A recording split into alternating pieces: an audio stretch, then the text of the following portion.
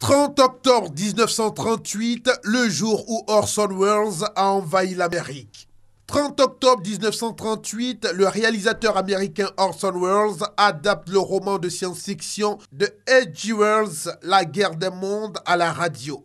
Et il prend la place du narrateur et commence.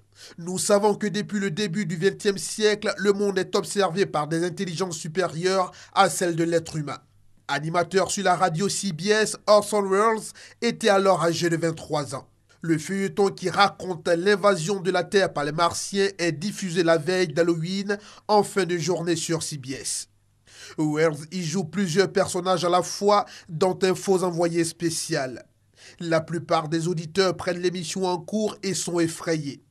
Plusieurs milliers de personnes s'enfuient chez elles, croyant une réelle invasion martienne sur le New Jersey.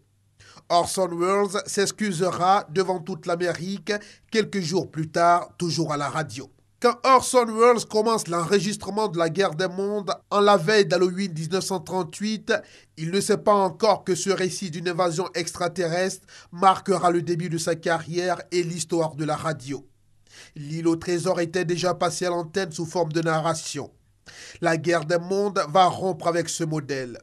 Lorsque la production de l'émission est lancée, l'écriture scénario est confiée à Howard E. Koch. Après plusieurs versions, Welles demande que la première partie de l'émission soit structurée sur la base de bulletins d'information annonçant l'arrivée des Martiens. L'émission diffusée en direct est divisée en deux parties.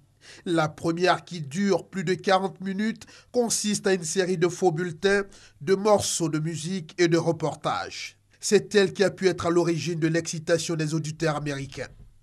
La seconde constituée de monologues interprétés par Orson Welles. Une demi-heure de suspense puis d'horreur, construite en crescendo jusqu'à la destruction de New York. Plus aucune annonce sur le caractère fictionnel de l'émission ne sera faite avant plus d'une demi-heure. La voix d'un speaker évoque des conditions météorologiques extraordinaires. Un journaliste évoque un objet non identifié qui s'est écrasé près d'une ferme. Tout est mis en scène pour rapprocher du réel.